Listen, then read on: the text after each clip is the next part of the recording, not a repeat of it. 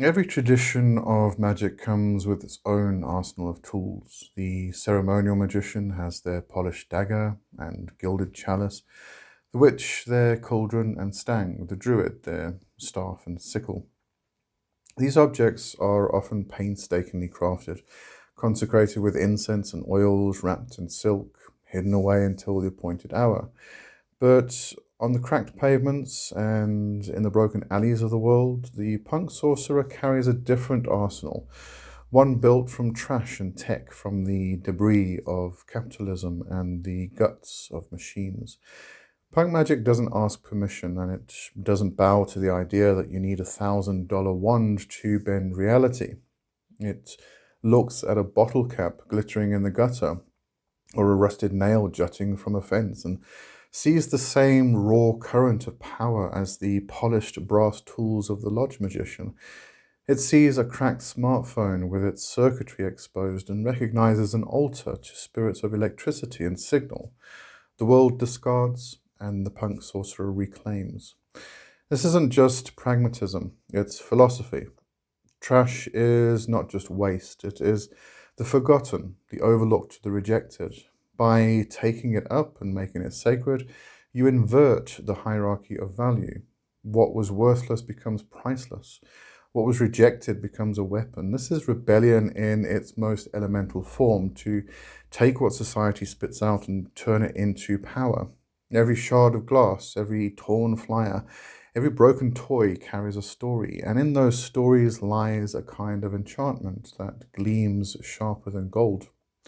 Tech, too, plays its part. The digital age has scattered circuits and wires across the world that like a skeleton of an unseen machine spirit. Old phones, discarded keyboards, tangled cables, all hum with the ghosts of information. To a punk magician, a USB drive becomes a vessel of memory, a cracked screen, a scrying mirror, a half-dead laptop, a shrine to the daemon of the net. Where others see only e-waste, the sorcerer sees a living current waiting to be tapped. The punk sorcerer's toolkit is not standardized, not clean, not sanctioned. It is scavenged, stolen, remade, and hacked together. The street corner becomes a temple. A spray-painted sigil on a wall outlives the candle flame.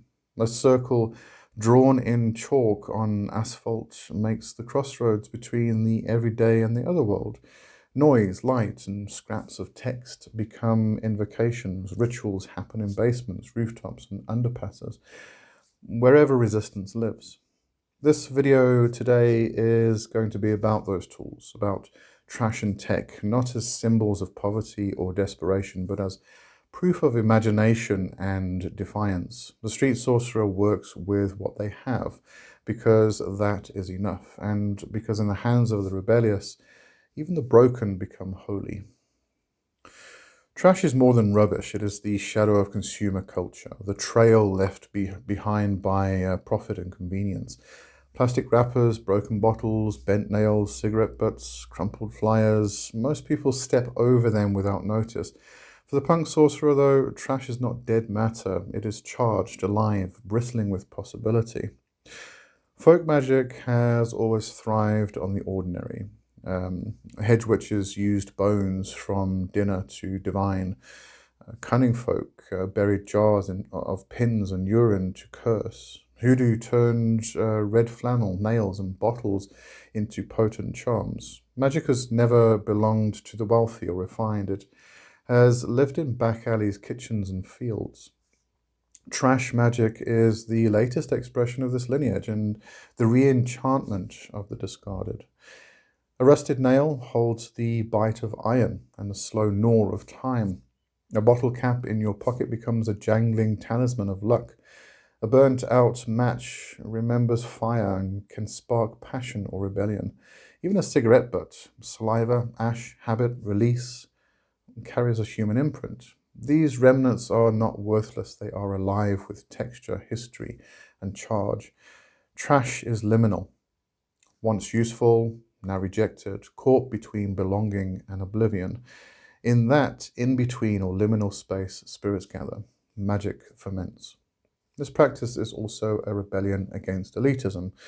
Mainstream occult culture often fetishizes ornate chalices, imported crystals, robes dyed in rare pigments. Fine if you want them, but not necessary. A charm made from a beer can tab declares independence from the market. It says, I do not need to buy my power. I find it in what the system discards. Every spell made from refuse is an act of defiance. Even the act of collecting can become ritual. Walk the streets not just as a pedestrian, but as a scavenger and diviner. The city throws signs in your path. The newspaper scrap blowing across your leg might be a message. A feather, grimy but intact, still carries the whisper of air. The discarded becomes the oracle. Trash is also endlessly adaptable. Bind nails with tape for a charm to pierce and protect. Smash glass into shards to form a ward against intrusion. Paint sigils inside bottle caps and scatter them like landmines of intention. Write petitions on torn receipts and tuck them into cracks in walls. Trash is portable, disposable, deniable. To outsiders, it's nothing, clutter, junk. But to you, it's alive, weaponized, enchanted. Most of all, trash teaches humility. The rat-gnawed doll head, the splintered stick, the broken CD glinting rainbow in the gutter. These remind you that magic isn't locked in glass cabinets. It hums through the ruins of this world. Even in neglect, transformation thrives. Trash whispers that you don't need wealth or purity to create, to resist, or to survive. To work with trash is to align yourself with the forgotten and the fierce. It is spellcraft, yes, but also survival. Every magician needs a temple, but not every temple is stone. For the street sorcerer, sacred space is carved in the cracks of the city. Altars aren't velvet-draped tables, they're doorsteps, rooftops, underpasses, laundromats. They're anywhere ritual can erupt without permission. The punk altar is both obvious and invisible. Sometimes it's a scrawled sigil on a wall, a horn stencil sprayed in fluorescent paint. It looks like art, vandalism, rebellion, but beneath it's a ward. It's a declaration of presence. Other times it hides in plain sight, a circle of bottle caps at a lamppost base, stickers layered with cryptic symbols, nails and feathers tucked into brickwork. The street is already alive with signs and decay. Your shrine slips into the noise, unnoticed by most, blazing to those who can actually see. Working with street altars is about claiming space, even if briefly. A chalk circle on midnight pavement won't survive the rain, but it doesn't need to. Its power is in the act. Drawn under CCTV eyes while cops patrol nearby, ritual becomes a direct action, unapologetic, unlicensed. For a heartbeat, the world bends. Some shrines endure. Abandoned buildings become cathedrals, squats grow pantheons. A corner plastered with flyers, candles in bottles, incense stubs in broken windows, offerings of bones, metal, drawings, notes. Spirits gather there because people do. In forgotten zones, the otherworld leaks through. A shrine anchors presence, declaring even ruins have guardians and gods. Shrines can also be hidden, portable. A cigarette tin filled with charms, bent nails, scraps of paper. A wallet lined with sigils and receipts. A shoebox under your bed, collecting trash until it constellates its meaning. These are mobile, improvised, the opposite of ceremonial altars, locked in ritual purity. But public shrines are where punk magic shows its teeth.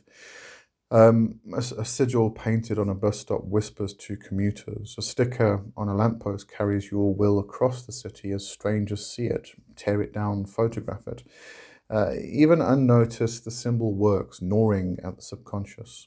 Guerrilla art and guerrilla magic are the same. The streets as canvas, spreading through repetition, thriving on being seen. The street altar also feeds you. Return to the same rooftop, the same alley, charging it with energy, drawing strength from what accumulates. Over time, Places change. A cracked bench beneath an overpass becomes your crossroads, your throne. Every spirit there learns your name. The city itself becomes your temple, walking into holiness. Sacred space in the open is fragile. Shrines are swept away, painted over, demolished, but impermanence is part of the work. The shrine exists in its making and in the memory of those who witnessed. Tomorrow it may be gone. Today it was holy. And sometimes, against all odds, it does survive. Symbols weathering years, stickers outlasting hundreds of others. These become relics, sigils turned into myths. The street altar refuses to wait for perfect conditions. It makes sacred ground wherever you stand, with whatever you hold. The city is already alive with spirits of concrete, graffiti, neon, wire. The street sorcerer only makes it obvious. The magician's voice has always been an instrument of power. Incantations, chants, and invocations, sound shaped into force. But the street sorcerer sharpens it with distortion and defiance. Punk magic doesn't whisper prayers in quiet halls, it screams, repeats, and resists. Words and noise become weapons, carried not in vellum grimoires, but on spray painted walls, photocopied zines, shouted lyrics, and feedback loops. Symbols strike first. Circles, sigils, emblems, these are the timeless toolkits of magic. Punk strips them raw and throws them into public view. The sigil on a wall isn't private work, it's a hex against the city's polished surfaces, a rupture in order. Spray paint, chalk, stickers, and stencils spread spells across brick and steel. Every passerby becomes part of the ritual, eyes drawn, subconscious nudged. Guerrilla magic doesn't ask permission. It plants its signs like landmines, waiting for minds to step. This is why punk thrives on graffiti, patches, pins, and slogans. A jacket painted with sigils is armor. A backpatch screaming defiance is a shield. A button can be a ward, a curse, or an invitation.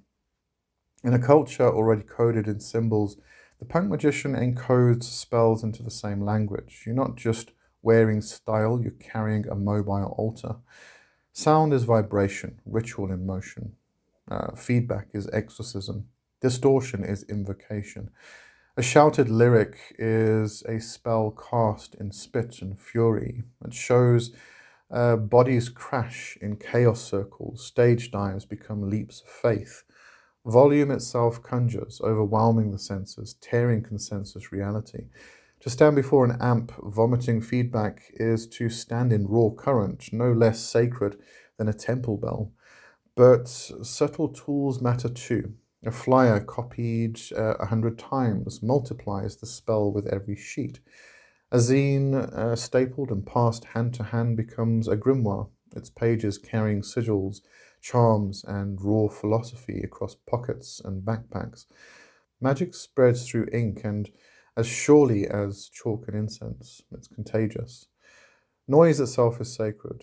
Silence is tidy, melody is safe, but noise is chaos, resistant to control. In disruption lies liberation. The punk sorcerer may record a spell, not in chant, but in static and distortion, played back until walls tremble. That is invocation in the key of ruin. Words sharpen too. Where ceremonialists fall back on Latin or archaic tongues, punk magicians work with slang, slogans, obscenities, the living speech of streets. A curse screamed in an alley carries more charge than hours of solemn recitation. Punk magic isn't elegant, but it is effective. There's also sabotage, corporate logos, police warnings, ads hacked into spells. A sticker slapped over a billboard inverts its power, charging it with mockery and curse. Symbols of control become vessels of resistance. This is sigil craft on the scale of cities. In the end, symbol and sound are weapons because they spread. A sigil carved into a desk outlives its maker. A patch passed between friends carries its warding across a scene. A song screamed by 50 voices echoes for days. This is sorcery multiplied, it's viral. Not one person muttering in robes, but dozens chanting, painting, screaming, tearing holes in reality together. The punk sorcerer doesn't just use symbol and sound, they embody them. Every scream, every scrawl, every act of resistance is spellcraft. The city is grimoire, the show is temple, the zine is scripture. Magic becomes movement, loud, raw, unerasable. Every established magical order has rules. Years of study, robes of certain colors, prescribed tools, perfect words. Authority whispers you are not ready, not worthy, not sanctioned. Punk magic spits in that face. Ritual here is not bound by lineage or hierarchy. It doesn't kneel at tradition, it lights its own fire, even if that fire is a trash can burning in an alley. The punk sorcerer claims ritual by living. If you can scream, you can invoke. If you can scrawl a sigil with a stolen marker, you can enchant. If you can bleed, cry, or sweat, you can consecrate. Authority in magic is often control, whether from churches, secret orders, or self appointed gurus. Punk refuses the mask. Ritual is DIY, direct, and dirty. Ritual without permission is messy. It doesn't need perfect timing, pronunciation, or silence. Sirens, street noise, drunken passers-by, these are part of it. Chaos is woven into the spell. The city joins the rite. Life is never clean, never controlled. Why should magic pretend otherwise? Rituals take place between shifts in squats without electricity. Magic that survives these spaces is alive, tested, and real. Permissionless ritual is political. By refusing hierarchy, you refuse systems that replicate oppression. You don't need an order, a lineage, or expensive tools.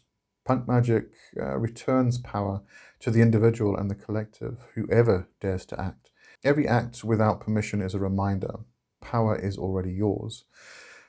There are as many punk rituals as there are sorcerers. Some scream incantations into abandoned factories, others might chant on rooftops beneath graffiti covered water tanks.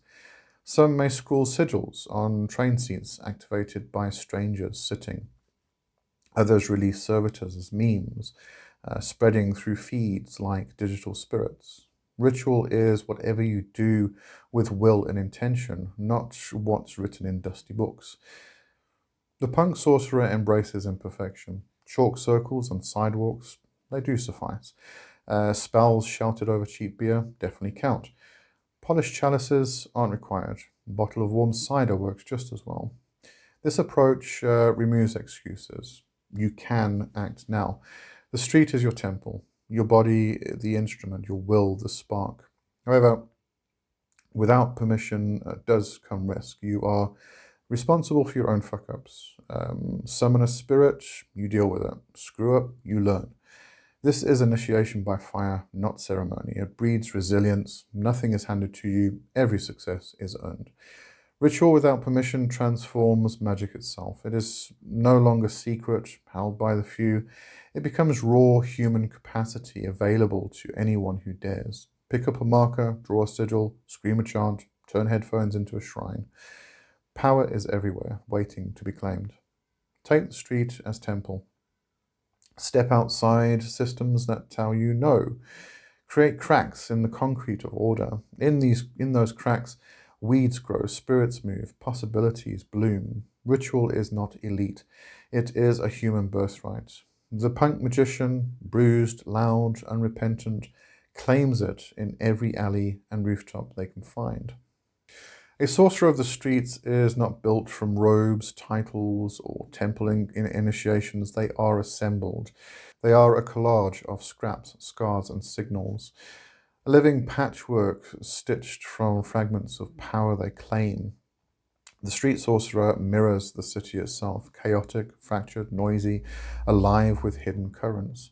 Where others see brokenness, the sorcerer sees potential. What looks like mess is raw material for an identity forged in deliberate chaos. Assemblage is more than tools, it is body, attitude, and myth. Every object carried, every mark on a jacket, every patch or wire becomes part of a larger sigil. The sorcerer is altar, shrine, and spell. There is no proper tool or initiation to, or no finished system. Everything is provisional, temporary, reassembled daily. Instability is where magic leaks through. Systems rot, institutions crack, but the sorcerer who reinvents themselves cannot be broken. Consider their wardrobe: a jacket scrawled with symbols, patches held by safety pins, boots scuffed from protests, necklaces strung with scavenged keys. To outsiders, this is fashion. To the sorcerer, it is armor and invocation. Each tear, each repair, each worn surface carries intention. Nothing is inert. Every fragment is charged by context, memory, and the hand that claimed it. Assemblage extends to movement and sound. The rhythm of boots on pavement, muttered chants beneath bridges, beats blasting from cheap speakers, all fold into the ongoing ritual of being. This is not performance for others, but for spirit, city, and self. Presence itself becomes a rite, continuous and fluid. The street sorcerer hides power in plain sight. A lighter is fire, a phone, a scrying mirror, chalk, both wand and weapon. No external authority consecrates these. Inclusion by the sorcerer is enough. Every chosen item is a badge of self-ordination, each mark an oath sworn without master or lodge. The assemblage is never static. Flux prevents stagnation. If magic is transformation, the sorcerer lives as transformation. Their power is stitched from trash and tick, graffiti and noise, scars and memory. Consecrated by rain on asphalt, broken neon, and the roar of trains, the street sorcerer is initiated by the city itself. Assemblage is method and manifesto. Nothing is finished, nothing pure. You are fragments, and fragments are holy.